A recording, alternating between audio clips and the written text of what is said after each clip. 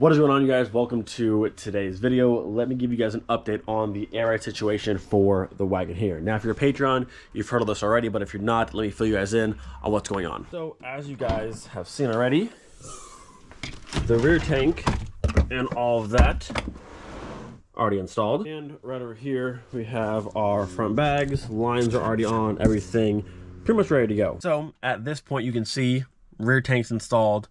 All the airlines have been ran. Paddles are in, gauges are in, front bags are here. We have just about everything minus the rear bags. Now, I ordered the performance front and the performance rear. The rears come with the bags and also the adjustable BC shock. Now, in the last video I had mentioned, reaching out to Eurotuning, they contacted Airlift, and Airlift told them it'll be sometime in April before the rear kit can be shipped to me. Now, it's a month away, it's a lot of waiting.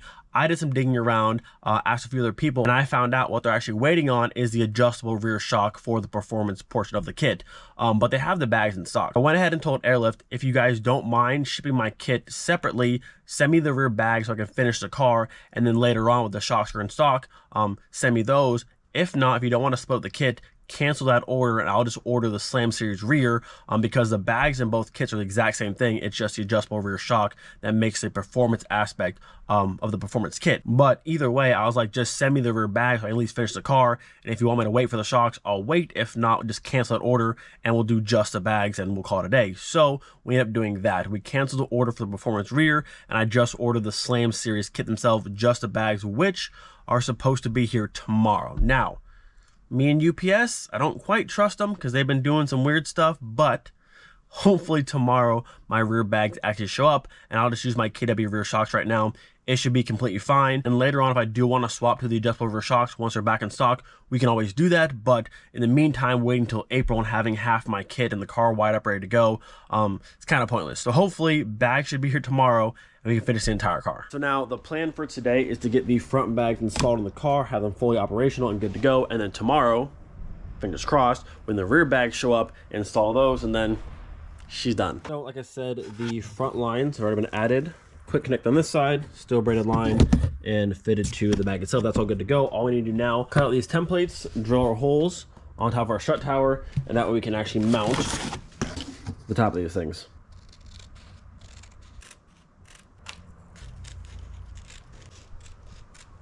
I'm not gonna lie, I cannot remember the last time I had to actually cut something out.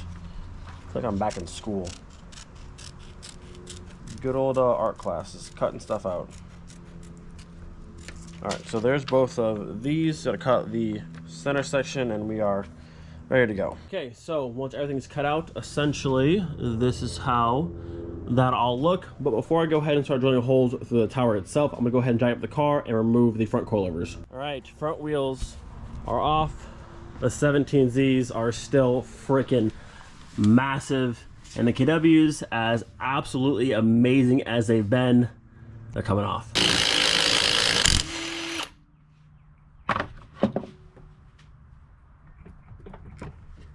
Let it go. Let it go. Thank you. Voila. First one out.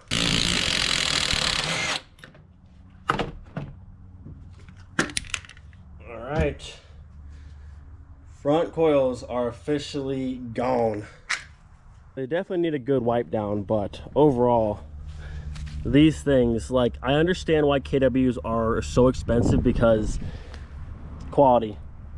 And these are only the V1s. I couldn't imagine being like V3s with like the external reservoir, the Club Sports, but yeah, KW V1s, great stuff. All right, so now with the front suspension out of the car, what we can now do is drill our holes for our new airless suspension.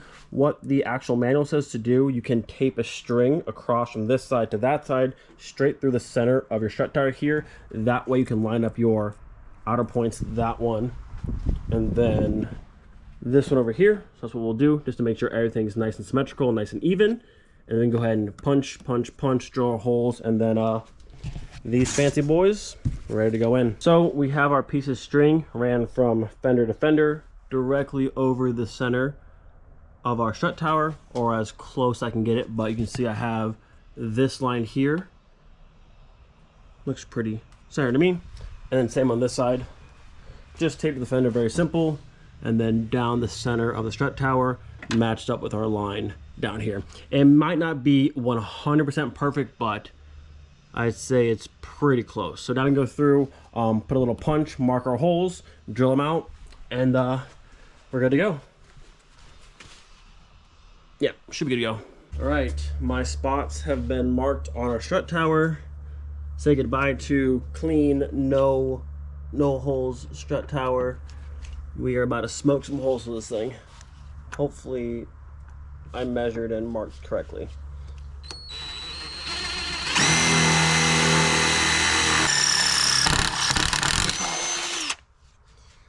Okay, hole number one, and definitely no turning back now. Hole number two, and a lot of metal shavings everywhere. All right, Ripperino clean strut tower. I'm gonna go ahead and test fit this side, just to make sure I measured and stamp things out properly before I drill out the other side. Okay, so everything lined up perfectly. I was able to measure, good to go. These washers are supposed to go underneath these nuts here. I'm gonna put them on, but I have to cut off a little bit at the corner because it's hitting the corner of the strut right here. So I'm gonna go ahead and trim these.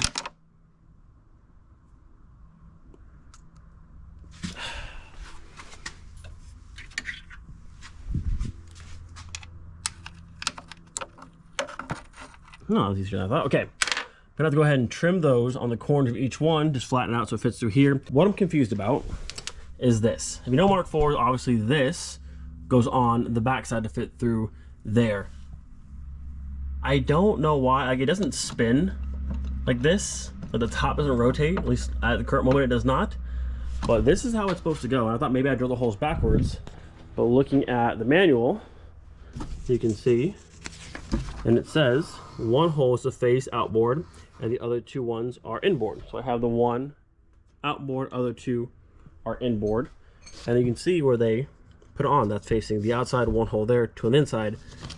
But, and both of these are the same thing. The one hole is on the back side where this is, but that would be on the front, like on the outside of the car. But this goes to the backside. So, and like I said, this doesn't just twist on its own. At least at the current moment, it doesn't. Maybe I loosen at the top, but it doesn't say anything in here about having to like spin the strut around. They just put it in. Whereas this is backwards. So either somehow mine got assembled backwards and I need to like take this off and spin it, or I can just loosen this and spin the whole entire thing. But that's either, I mean, it's lowering it just a little bit or raising it a bit on the threads, but I think there's a chance my camber plates here, or mounting plates, are backwards on both, because you can see like that is the inside that would go there, but I don't have the one on the front. Like that back one should be over here, if that makes sense. Or I'm going crazy, but I'm pretty sure I'm not going crazy, because like this is bolted up correctly, this is on the wrong side, and I can't just, it doesn't just spin. So I think I need to go through and take the top off, spin it, or spin the bottom, whatever the case may be, and fix this. So either you're supposed to just change it, or somehow when they assemble these ones, both sides, my top mounts got flipped. Is what it is. So let's fix it. All right, so in my head, I made that way more, I guess, complicated than it needed to be. I just loosened the top bolt here, and now it spins around like it should. I don't know, like I said, I don't think it got mounted backwards where I had to change it. Either way, just if it's wrong way, loosen your top nut just a little bit, then you can go ahead and swivel this around. So now this is facing the right direction. This is good. Everything's fine. All right, there's our strut. You can see I take off a little bit on the corner. That way each one sits flush to the strut tower and isn't hitting the inside here anymore. So all of those are good. The bottom is all bolted up. I have to just tighten up this top nut that holds the adjustment plate, and then this side's almost done. I have to connect the airline, and that is pretty much it. And then yeah, this side's done. Here you can see the bag is in place. we have our braided line here with our quick connect. That'll go to this airline. I'm gonna cut it down shorter, and this will get attached back over here somewhere, and then these will connect, and they'll all be good to go. Now later on, more than likely we're gonna have to go through and do a frame notch on this side. The car is on 19, so I wanna see how the car sits, just everything factory at first. Most people I've talked to do R32 control arms, R32 knuckles. They do a frame notch on this side. Up here where the fender, like the body seam, like comes down a little bit, they kind of pound that flat. People do a lot of modification on the front of Mark 4s to have them sit super low, but again, the car's on 19s, and I really just want to sit just about fender to lip. I don't think it'll tuck. I mean, it might, but I'm gonna see how the car sits, all factory, everything first, and then frame notch if we need to, adjust this if we need to, but I wanna see how everything sits just as stock. Oh, and then also the biggest thing for today we have to check is make sure the wheels clear these struts, which I believe they should. If you remember on the KWs, I had maybe 3-4 millimeters between the barrel and the actual strut, but that was sitting right about here, which the bag is all up here. We should be good to go, but that'll be the biggest thing with these 30 millimeter adapters. We can go to the 40, but I like having the nice wheel fitment and the nice brake fitment, so I can go bigger if I need to, but I'm hoping everything just works as it should still. All right, so wheel is back on. Like I said before, we had maybe 5 millimeter between the back of the wheel and the KW. We have like 1.5 now. It's close. It's kind of hard to see from here. I'll put a picture of the screen as well, but you can see up there. Whew! But nothing touches. That's all that matters. So we, like I said, we have like 1.5 millimeters, if that, between the barrel and the strut. But hey, it works. Everything clears. Airline is tucked away back over there. I'll mount it to the wall. We're good. So we got wheel fitment this way, we got brake fitment this way, and we got barrel fitment to the strut, which isn't really important, but it does work. So this side is done and good to go. Let me go ahead and knock out that side. Let me put it on the ground and air this thing out and see how far it actually goes down. Like I said, I really just want to sit like right here. I'm not trying to like tuck wheel super hard, anything like that, but if I can get like fender to just about lip, I'd be super happy.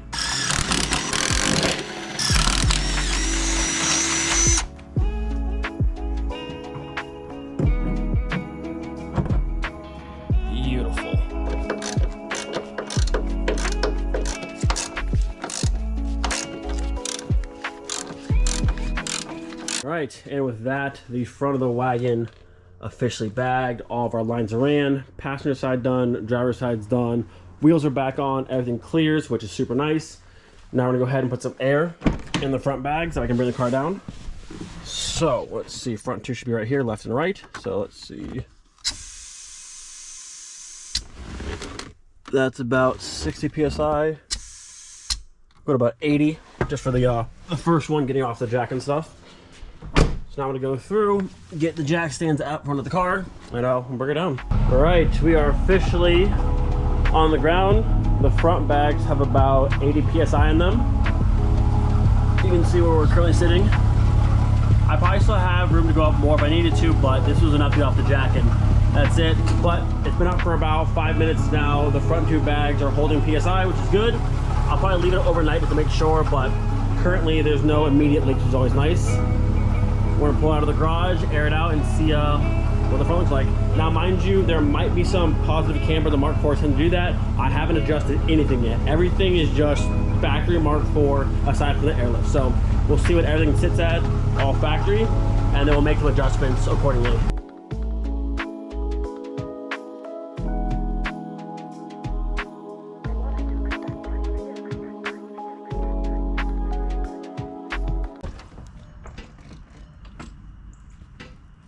How are we looking? Ooh, that's not bad. That's not bad. For being stock, everything, fender liner. We actually didn't even get any positive camber. I think it's with the Slam Series fronts. They don't have the adjustment on top because I think from factory they're set in a little bit further than the normal ones. But even that, I mean, that's perfect. I have no complaints. So factory spec on the Performance Series bags with the camber, right where I want it. That's not bad. Now I will say, passenger side is sitting higher than driver side because the axle is hitting the frame. We will have to notch that, but as it currently sits, not the end of the world. And again, this is stock control arms. Fender liner has not been cut. Pinwheels have been flattened. Everything is factory. So honestly, it's not bad compared to the rears. If you look, this is where we were before. This is, I want to say, like 24.5 from fender to ground. And now I'd say we're probably closer to 20, give or take. I'll have to measure and see. I'm looking at the car. Room to spare underneath. That's not bad. I like it. I mean, you can tell from right here, you can see how much further the front of the car is down compared to the rear. Oh, much better. It will go further down. This is just the first iteration. Again, I wanted to see what it looked like completely stock without going through and modifying anything in the front of the car. You can even see over here how much further down the front is. And in this side's not as far as down as the driver's side, so, but even now you can tell. So cool. So, frame notch ASAP on this side. And then I'm gonna go ahead and cut out the center section of our fender liner because it's gonna be sitting right on top of the fender liner right now. But after that, I think we'll be good. I think that'll get us the last little bit down.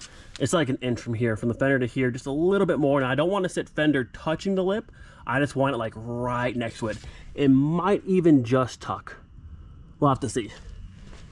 But regardless, I'm happy with this. So like I said, frame notch on the passenger side and cut out the center section of our fender liner so we can tuck up even more, because right now you can see on this side, it's pulling the fender liner down right here because it's sitting directly on it.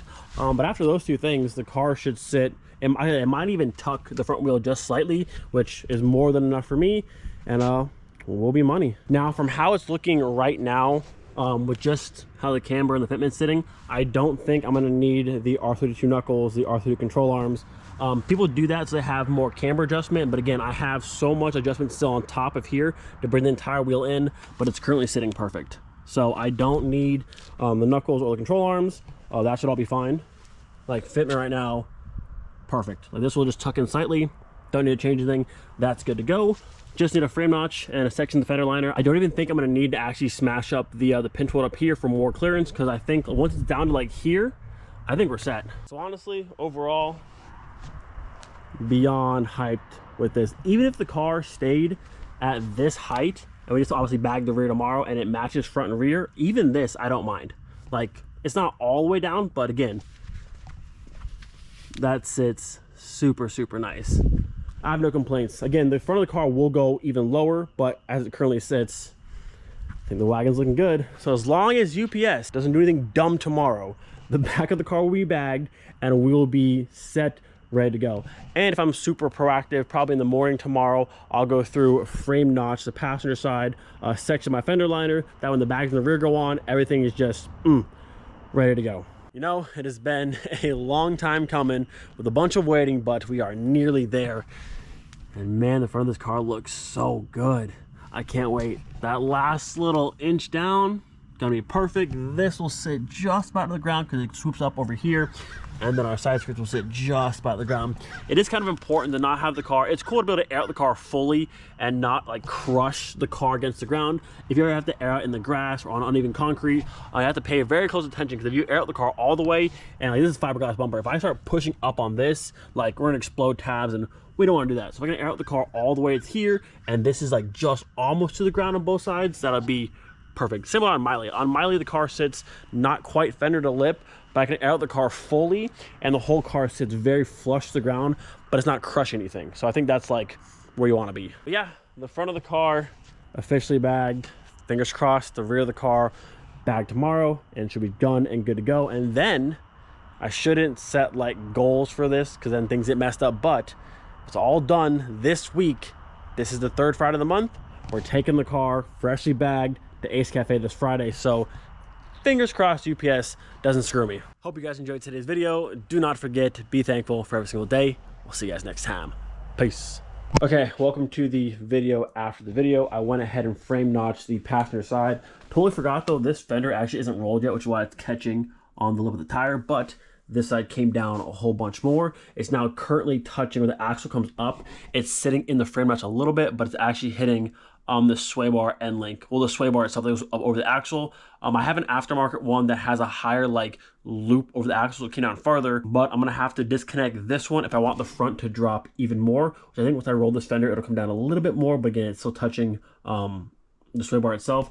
And then we can swap to an R32 one that actually goes under the axle versus over it like the standard front wheel drive Mark IVs. But with that being said, it came down another, I'll say, 1.5 inches or so, and it's looking really good. We could leave it here. I also didn't cut the fender liners yet either. I want to do this kind of one step at a time just to see what actually makes the biggest difference. And so far on this side, obviously, the frame notch made a huge difference. And then I have to roll this fender as well. And that honestly might get us perfect. And once those two things are out of the way, and I think I'm going to have to go through, I might just pull the fender liner out and see what happens then when it's not actually pushing against it anymore. And that might be all we need. But the reason why I want to leave the fender liner in, or majority of it up here, is the ballast for the HIDs, and there's electrical stuff up there. So I don't want to just have water hitting it and have electrical problems like that. So if I can leave the fender liner and not cut it, that would be ideal. And then just either unbolt the sway bar on the end link over here. That way I can sit on it further. Or again, with a fender roll on this side, this might be all I need because it's close. It's just about there. So I think if it wasn't stuck on this lip right now with the fender being flat right here, we might get it where I want it, honestly, without doing any other modification, but we'll save that for tomorrow. I want to show this real fast because the frame notch is done. The car dropped a bunch more on this side, so she's looking good. See you guys tomorrow.